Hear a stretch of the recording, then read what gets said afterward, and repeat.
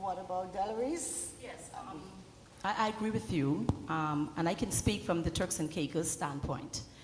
We are all a part of ICT, no matter what we do, and we heard that throughout the conference this week. And Turks has started, we started well on our way. I'm the first female CEO for a company that has existed for almost 120 years. We also have our first female premier in Turks and Caicos. We have our first AG, which is a female, and I can go on and I can go on.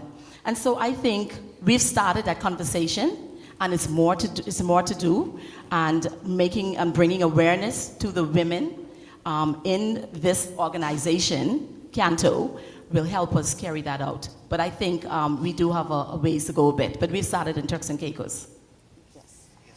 So I want to throw a wild card question out. A lot of people think, men and women, think that women leading with emotional intelligence and empathy and stuff like that, it's throwing an organization into chaos. Give me your views. I have my own views on it, but can I get from some of the panelists how you lead and how that emotional aspect plays into your leadership role? Who's the question? What's that? Anyone? Anyone. Yes. I think one of us just mentioned that being emotional is good, being genuine to who you are. But then again, men are also emotional. It's not that. And for the previous question, I want to say that if I look at what speed we are evolving and trying to empower women, I foresee that after 5 years, 7 years, maybe 3 years, we will do campaigns about empowering our boys and empowering men, because then you will have, how do you say it, an outgrow which is also not equal. So we have to see that what we want to do, we're speaking about reimagining ICT as a tool for development here at CANTO. And what we want is that the ICT world or the whole business world is an all-inclusive world, that there is a place for each and every one of us to develop to our best potential. And that means men and women, and not only women and only empowering women. Last March, on the 8th of March, we launched this scholarship for women in ICT. It was called the Spamakandra Next Generation Women in ICT Scholarship. And we wanted to select 3 women to educate them in ICT, because that's what we do, right? We train people in ICT. So we wanted just 3 women. And we were overwhelmed by the amount of applications we received. There were 259 applications, and we could only select 3 of them. But it says that we women wanted, that there is a strong feeling that, okay, in ICT women can grow, so we need to support that. But also, it also made us aware about the backstep that we have for men, because we are not giving them the same opportunity where they also need the opportunities in ICT too. So ICT is rather new in country and region development, so we have to support it in a very good way. So being emotional can be for both of us, male and female. Yes, sometimes when I'm very angry, I might cry. It happened, yes. I'm so angry, I can't do anything about it.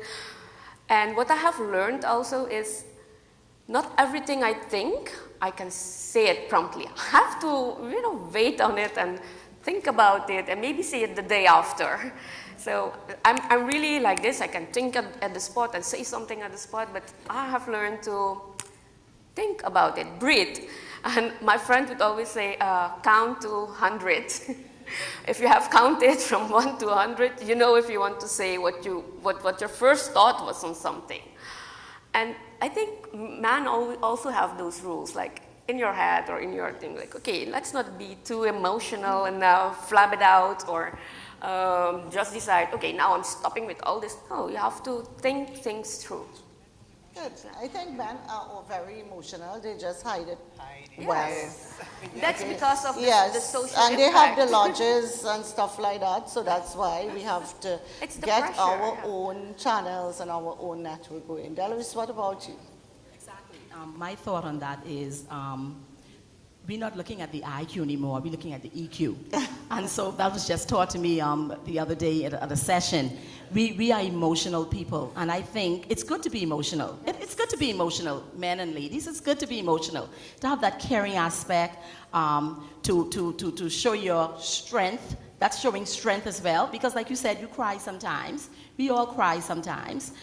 We have things and challenges in our careers and our lives, and that we have to make sure that we show that emotion. Even though we're strong women, we feel that we're powerful at times, we need to also have that emotion.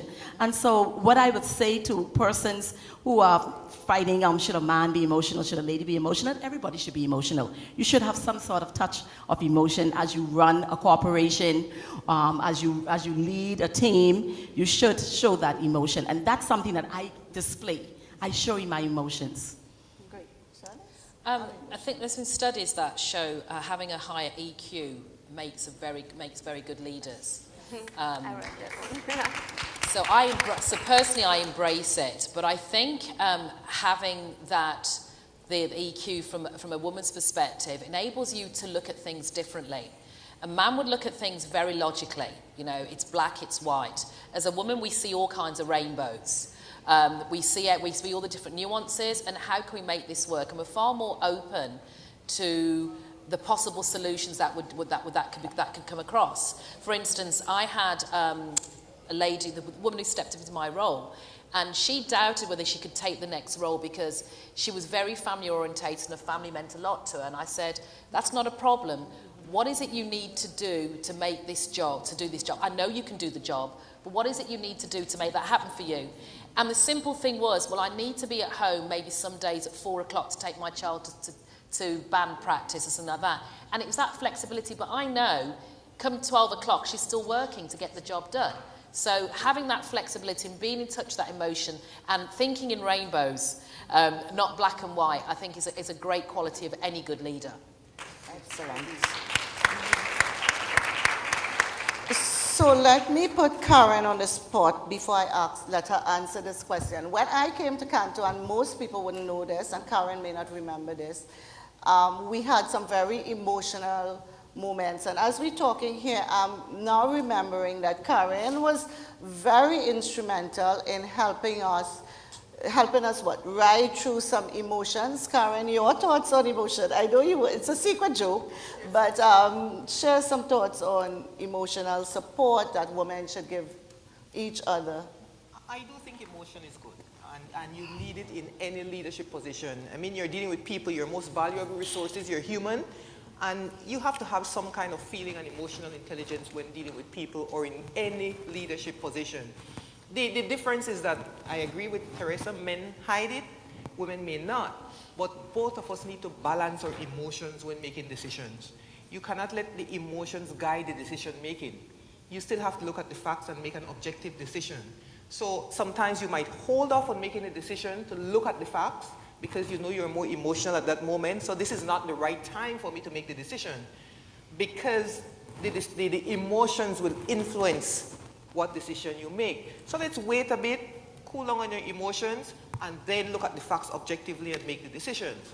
We went through that with CANTO in the Secretariat. We had some issues like that, and it was mainly a support to guide that, you know what, you don't have to rush and make a decision. Some leaders think that I have to make a decision now. No, you need time, you want time to think. Yeah. Not everything you could do right away. Of course you have to balance it because time is money. You may take too long to make a decision and something else happens. So you have to balance it as well, but don't rush to make a decision if you're not mentally equipped to do it at that point. You may need more information, you may need more time to relax and then make the best decision possible. But emotions is good, you're dealing with human beings, and that will come about. We don't have to hide it, we show our emotions, we show how we feel, but at the end of the day we balance it in our leadership positions. So according to the Prime Minister of Antigua in the opening ceremony, it will be immoral if I have this panel and do not give the audience an opportunity to talk with the ladies. on this panel. But before that, you just indulge me 1 minute. I just want to find out from you, what are some of the things you are doing in your respective companies? We heard from Anushka, to promote women, to promote girls in ICT, and then we'll take questions and dialogue from the floor.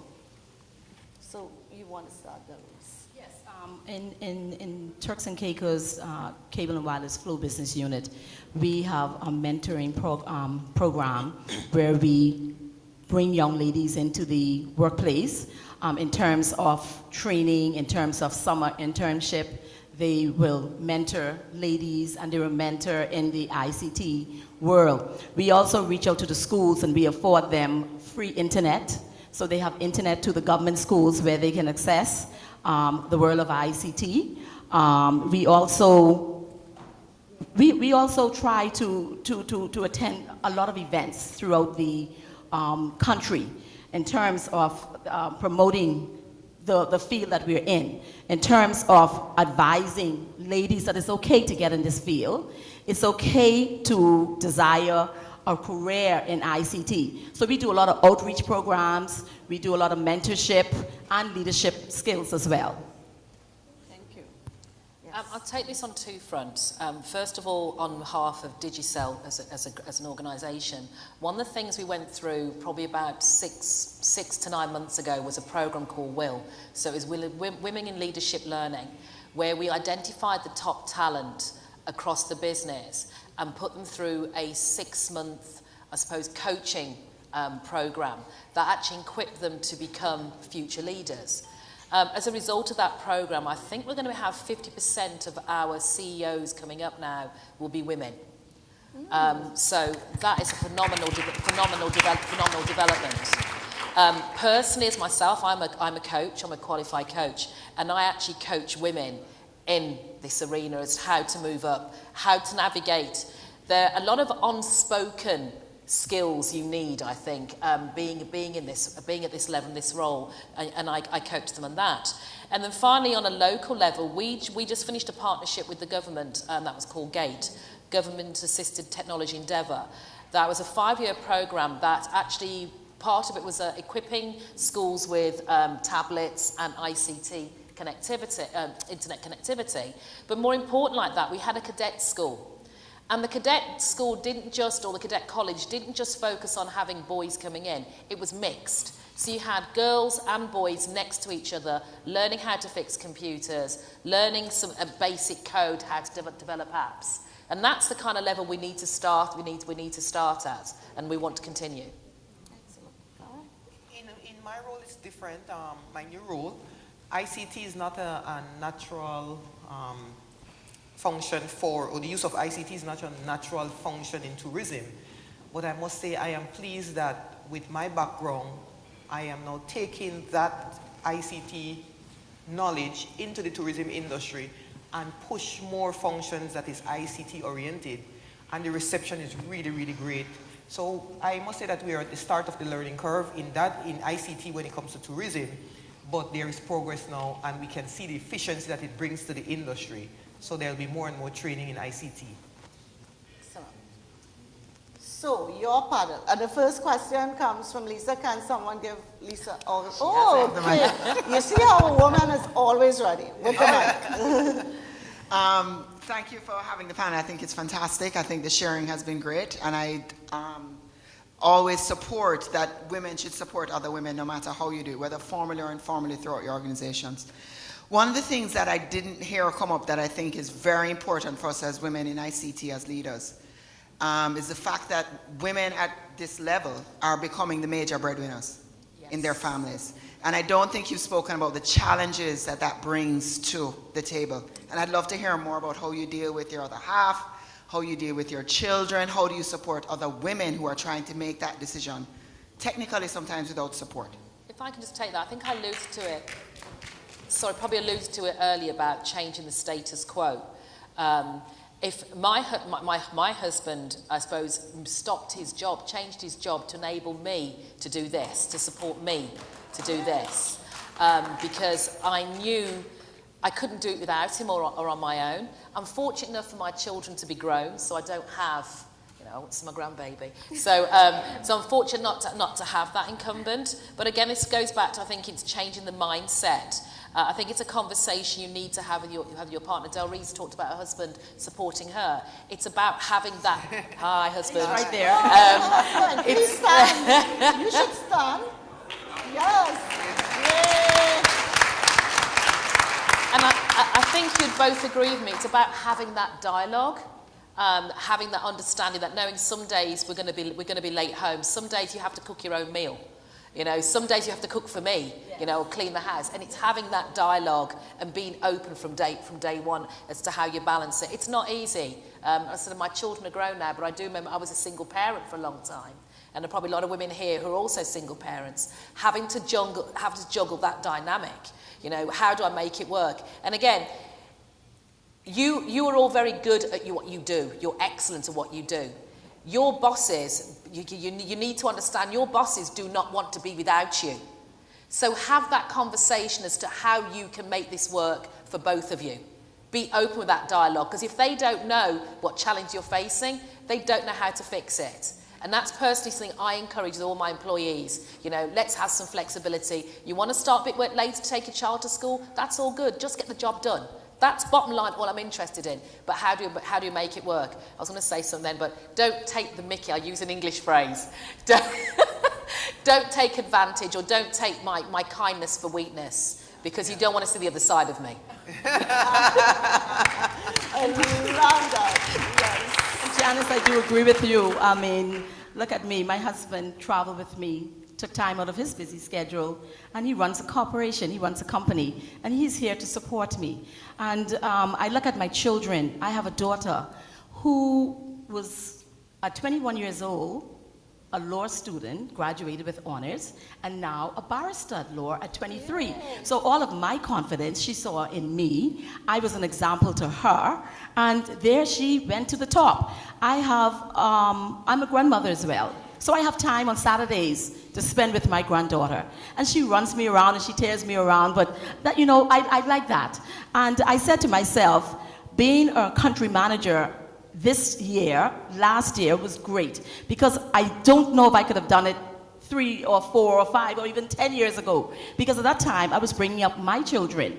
You could imagine me picking up my son at 7 o'clock in the evening when I'm getting off, when he was supposed to get off at 3, or dropping his lunch as a dinner lunch, because at that time it would have been a challenge. But it only happens in your time, and when it's ready, you know, you receive it. So, you know, you have your challenges, and I turn all of my challenges into opportunities. And like I said, I'm so happy that I have my better half there who supports me all along the way.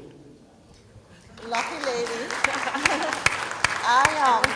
You want to answer? Yes, go ahead. Karen, you'll answer this too. I haven't said yes, I do, or I do not yet. So, and I'm not planning on doing so in the near future. And they say that what you are good at, you should do it. Yes. You know, grow it from your strengths. And that which you are not good at, you should outsource that. Mm-hmm. So the part where it's considered making children, I have outsourced it. So all my friends, my sisters, they are making the children. I play with them. I cuddle with them. I'm so glad you qualified that. So let's Karen answer this. Karen. And when I have enough, it's just go to your parents. But you don't know what you're missing. You do not know what you're missing. It's such good fun. It is fun, yes, and I enjoy it a lot. I take time to spend with them. Karen, let's have your turn. I must say a very strong support system is essential, and have that conversation with your partner. I'm happily married for 28 years, and my husband is also a CANTO family. Yes. He's always here. Unfortunately, he's not here now. He was also a part of the BTL family. Whatever I do, he's involved in. Everything I do, he do as well. If I am late in the evenings, he gets home first, he starts the cooking. When I get home, I join him, and vice versa. So we support each other. I support him in his job, and he supports me in my job. Yes. I am thankful for that, because that does not come easy for everyone. Yeah. So I'm happy that I had that support, and I think that really helped me to be where I am today. Thank you.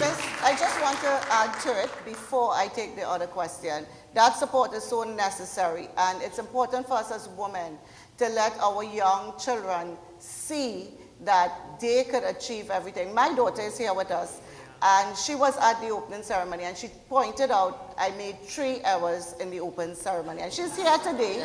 She's 13, and she's sitting at the back row. She has been my biggest champion. My husband also is my big champion. But when our kids see us perform at optimum level, and when they see us break barriers, it comes naturally to them. Yeah. Okay. As Yes. As Yes. vice chair of CANTO, my 2 daughters came with me to CANTO and worked for CANTO as well, so that helps. So Canto knows the remedy. Yes. Okay, thank you. Okay, so the hands are up, but I saw my direct. Okay, so I have floor people who's controlling the mic, so if your questions are not answered, I can blame them. The guy in Okay, the thank you. plan sheet. I think this is a relevant issue. This is Andres Coelho. I come from Mexico City. I work with Scotiabank. And as you know, one of the major issues that Mexico, Central America, and the Caribbean faces is the terrible drug violence that we have in the region. Central America has some of the highest murder rates in the world. And this is affecting women. Women are major victims of this terrible problem. I will say most of it is men-related violence, and women are victims of this terrible situation. And I think that governments in our regions are not taking seriously enough the violence problem. I think that we need governments to focus more on enhancing security and rule of law in our regions. This is, for example, the case in Jamaica. Jamaica has a terrible security problem, and Mexico has that problem too. And so I wanted to ask you, and I hope that, Julian, probably this is a very delicate issue. Hopefully next CANTO conference we can have a specific conference on how IT can help improve the security situation. I think some of the panelists already made reference to that. But I wanted to ask each of you if what's your general sense in your countries and your islands regarding the violence situation, and what do you think needs to be improved in order to address this situation? Thank you. Yes, yeah. Well, from the violence perspective, I mean, Antigua and Montserrat, both relatively small islands compared to here. But if I can speak to Antigua, one of the things we've been working with the government to do is actually a CCTV network that covers maybe some of the high-profile areas to help solve crimes. I don't think it's going to stop overnight, but I think any aids we can use to kind of detect or solve crimes would be a big benefit, and that's where I see ICTs probably coming in. We haven't got to the point where we have to have detectors coming into buildings and stuff like that. I've seen the UK, you see armed guards and stuff like that. We're not at that level, but I think there are small steps in any nation, any community can take to enable themselves, even down to things like neighbourhood watch schemes. We have a network in our local neighbourhood who are connected via WhatsApp if they see anything suspicious, emails of what's happening and sort of bulletins. So there's little things we can do on a smaller scale to help with using ICT from a security perspective. Great.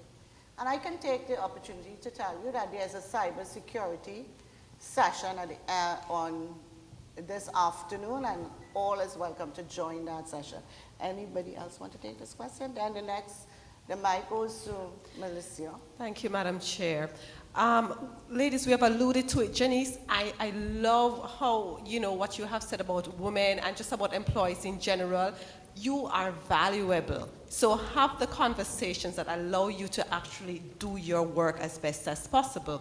And we've also alluded to the fact that many of us are at that table where we are now, ladies, because of men who believed, both in our offices and outside of our offices. So a part of the process as well is for women, I believe, to actually build that awareness even in their own bosses and supervisors. So I think we also have to empower women, and I'd love for you to speak, let's empower women to have, those kinds of conversations. I remember reading an article where the lady said she pointed out to her supervisor, a man, that he had certain biases and preconceived notions. And to his credit, he said, well, you know, I never really noticed that. But he took her on it, and he was more aware in the future. So for women who are reporting up to men, and even if you're not a woman, even as a man, you're reporting to somebody, you're already in a subordinate position. But because we're talking about women now, what are some of the tips, ladies, that you have as to how you can speak to one, not just because he's a man, but two, because he's also your superior? How do you have that conversation to build your awareness? Because we do need to transform the awareness of some of the men, and for those who are already very aware, just to improve that. Thank you. Agreed. So, don't mind. One of the questions, sorry, I just lost my train of thought just then. The first thing I suppose, we talked about emotion and kind of keeping ourselves in check. Because we know there are times when they get on our nerve, get on our last nerve, and we have to just kind of hold it back. I think it's about preparing yourself for that conversation. You're already nervous about it because you know it's going to be difficult, and you're not quite sure what the response will be. So preparation is key. What is your objective out of this conversation? What is it you want to actually achieve? What are the questions you want to ask your superior? So for me, it's all about preparation. And look at it from both sides. Look at the pros and cons. If you were in his shoes, what would your expectation, or her shoes, what would your expectation be? What are some of the answers you think and scenarios that could come about? And what are the solutions you could also propose to those when it comes up? So for me, preparation is key when you have those conversations, because it's not easy on both sides. You're already nervous and they're not expecting it. Okay. And also speak from your heart, but also use your intelligence and to see how can I bring my superior in the supervisor in the yes state. And it helps that when you start such a conversation, you start with 3 things in which you make him or her say yes. So this is a tip. I usually give this in the coaching and training sessions, but for you it's free, Melissa. So if you can make 3 statements, like, hey, it's a beautiful morning. It should be a beautiful morning. Something he can say yes to. Or we just had a very good breakfast. Say yes. So if he nods 3 times yes, then comes your question or your the thing you're trying to ask and you want a yes to, and then he will be more open to say yes because you brought him or her in the state of saying yes. It's also something you use when you're networking with someone and you want to make the contact. Be genuine, speak from your heart again, and also use your intelligence, your mind, to bring him or her in the yes state and then propose. Yes. And I agree with that too. And that's called developing a relationship with your boss. Exactly. You should have that relationship where you should be able to approach communicate with that boss. Yeah. I've had 6 male CEOs, and I've never had a challenge any day of my life having a meeting, setting up a meeting, preparing myself to have that question or present a challenge. You start openly. How are you doing? You start on a positive note, and then you go right into the meat of it, and you tell them exactly how you feel, what questions you have, what is on your chest, or what you want to discuss, or how am I doing? You get your feedback, one-on-one feedback, and then you close graciously. You have to do that. You close at the ending, and you go on, and then you create that dialogue, and then it wouldn't be hard after all. You'll be able to do that every other day or month, whenever you feel like you want to be able to approach your CEO. And remember, men like when you make them look good. Exactly, and especially if your numbers are good and you're looking good, yes. Just deliver for them and I'm happy that the next question comes from a man. Great panel discussion. I'm really enjoying it. I really just have 2 comments. I'm actually, if you hear my speeches, I'm always very proud to say that I've got 5 women on my board out of 9 directors. I brag about it. In fact, my vice chair is a woman. Is Rochelle here, by the way? She's not here, but I'm really you know, Rochelle is just amazing. I've been around for a long time. I'm only making 2 quick comments. I've been around for a long time.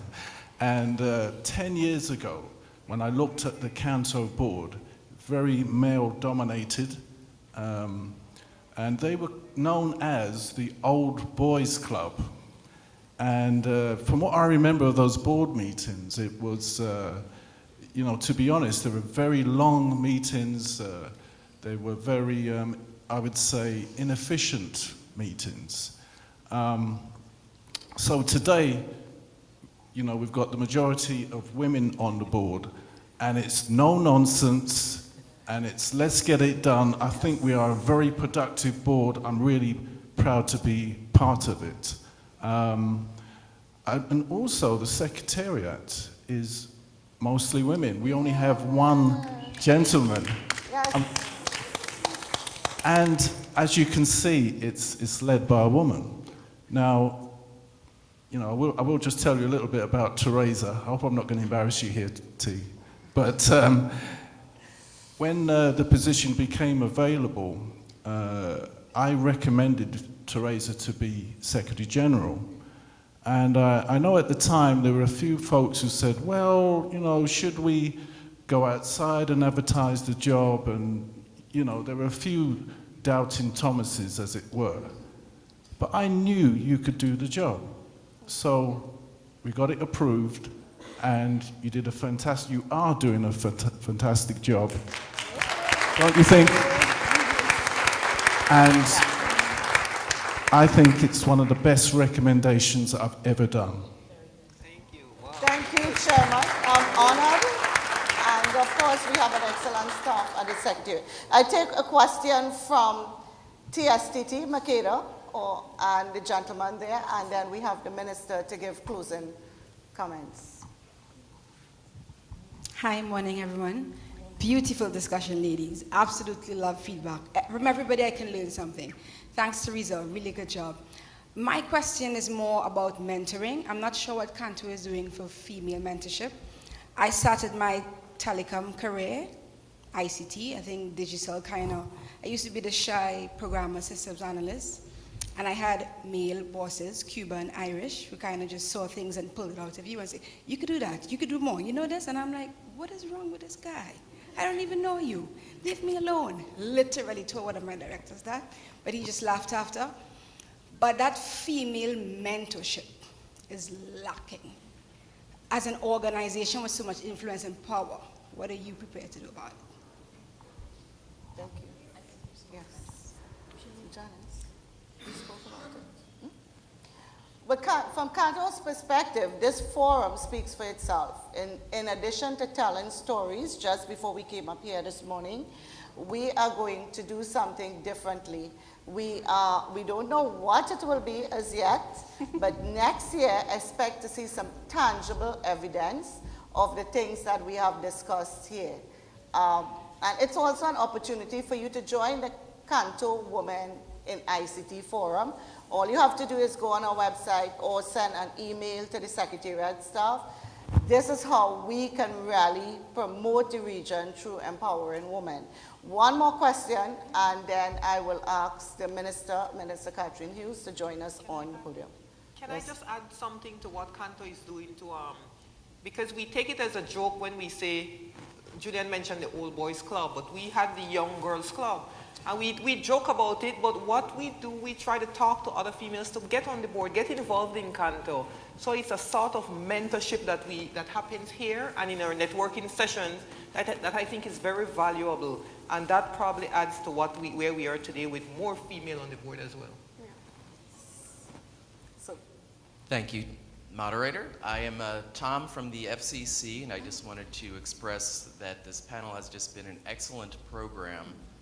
And I just wanted to make the whole room aware that at the International Telecommunications Union, at their upcoming development conference in Buenos Aires, the United States is working with the host, Argentina, to make sure that there's a opportunity for women in ICTs to have a special place in that development program.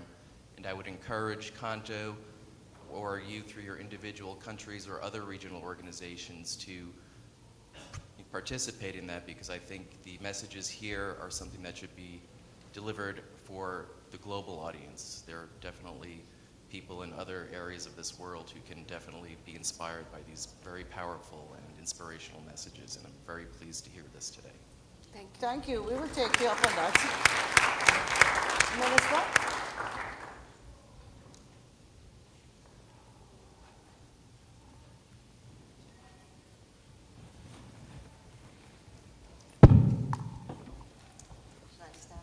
Yeah.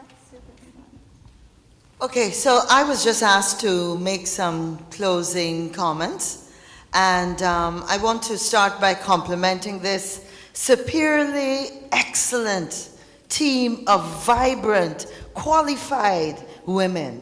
We are so proud of you. I noticed I said we. Now, I want to start my comment by telling two stories. My mother always used to tell me, unfortunately she passed away, but she would always say to me, Kathy, it's a woman's world. And everything I saw, I thought to myself, Mom, I think you're wrong this time. It's looking like a man's world to me. So I'm going to start with my very first job, which was as a reporter in Jamaica. And I was hired as a production assistant. And coming from a media background, I've always been in positions that traditionally had more men. And I remember after being hired as an assistant to the producer and doing that job for close to a year, although my producer left after the first month. And I kept thinking, well, I'm doing the job of a producer, but I'm still being paid as a production assistant. And it took me an entire year, and it bothered me. But it took me a year to find the courage to have that conversation.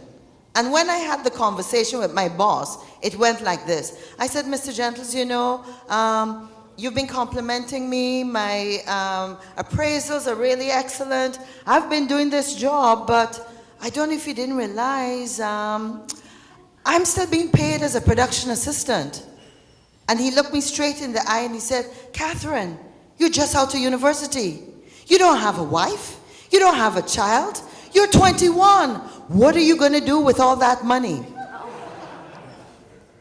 And the sad thing is, a year ago, I'm not going to tell you how many years have passed, but I'm now one of a few female ICT ministers in the region. And I am doing a presentation that was very well received by all indications, met a prime minister of one of our countries.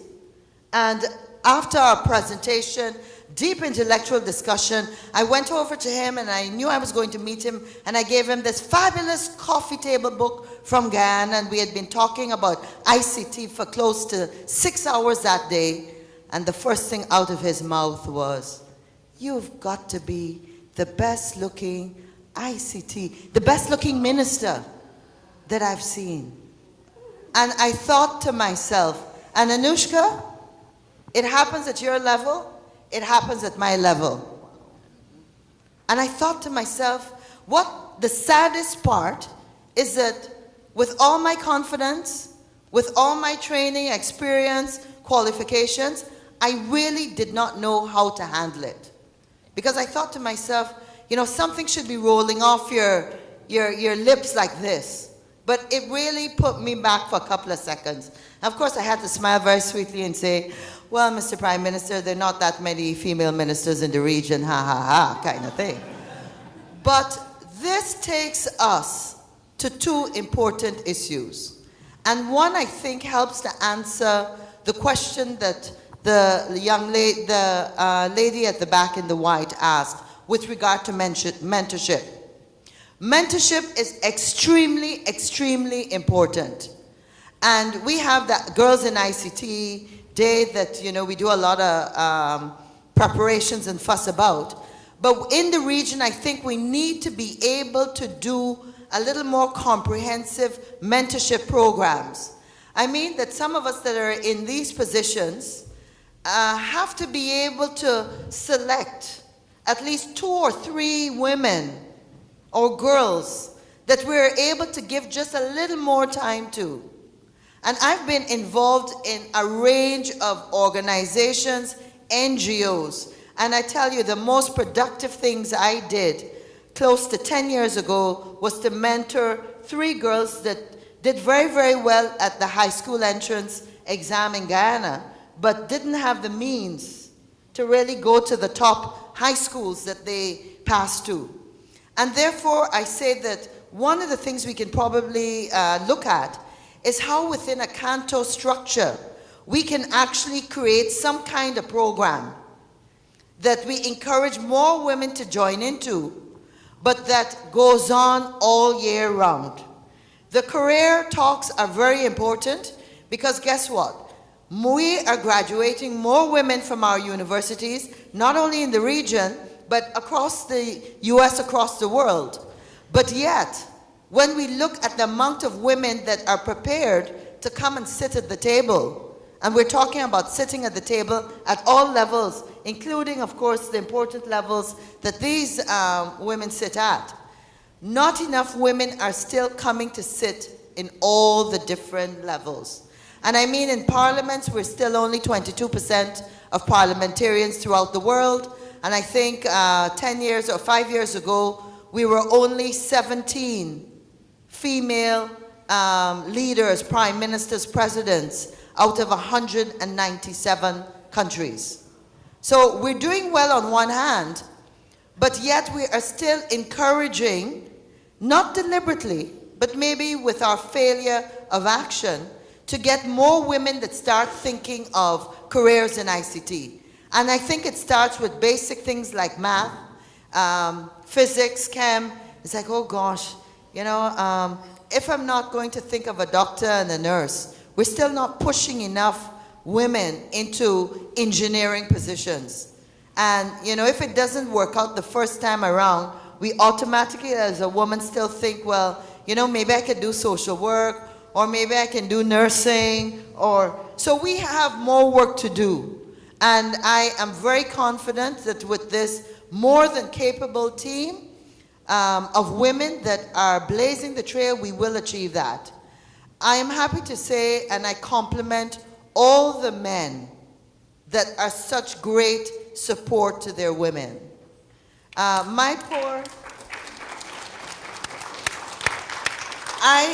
been married, next year will be 25 years, and not once has my husband ever said to me, you know, what are we having for dinner? The conversation, thank God, always goes like, hey, Kath, we don't have anything at home, and housekeeper wasn't there today. You want me to pick something up? And I think that's a much nicer way. Yes. He probably figures what the answer might be. But the other side of it is, you know, like, he is such a great support to the point where there's a running joke in Guyana because anytime he's at a function or a cocktail, he's holding my handbag, you know? And so the official parliamentary photographs have myself and my husband outside Parliament, and there he is with my purse. So, but gentlemen, I just want to close by saying, you know, we need you to big us up, to be the big fathers, to be the great fathers, to be the great husbands that many of you are. We need another set of men to speak to the men, because when you talk about violence, one of the challenges we have in Guyana in recent times is an increase in domestic violence. And I personally think, without looking at the statistics, just by reading the newspaper articles, you know, the report goes something like, she went out last night and she was supposed to come home and she thinks she big because she making the money and I still ain't got a job. Those are the conversations that we're not having. Yes. But all in all, I want to encourage mentorship. I actually was planning originally to leave today, but I knew this session would be something that I would want to be part of and want to hear, and I compliment this successful organization, CANTO. And yes, Julian, it maybe is because you got so many women on the team. Thank you. Excellent, excellent. well worth the 10 minutes that we've run late. I want to apologize to the chairman of the next session. I see him right there. But there's a clear commitment on CANTO's part. We stand here committed and we stand here ready. So I'm going to reach out to you in various ways to make this forum a better forum and make this forum the forum that we promote our women through. I just have a few housekeeping notes. You have evaluation forms. Please fill them out. It's the only way we will know if we are doing a great job. Give them to the girls in the, well, I can't say blue shirts today, but give them to the secretariat staff and enjoy the rest of the day. Tonight's dinner is sponsored by Amdocs. Read everything on this screen. It's going to take me too long to read it, so pay attention to it. Visit the exhibition hall, fill out the bingo, and you might just win a nice gift. Not you might just, you will get a nice gift. So, on behalf of all the women, I thank your indulgence and thank you, ladies.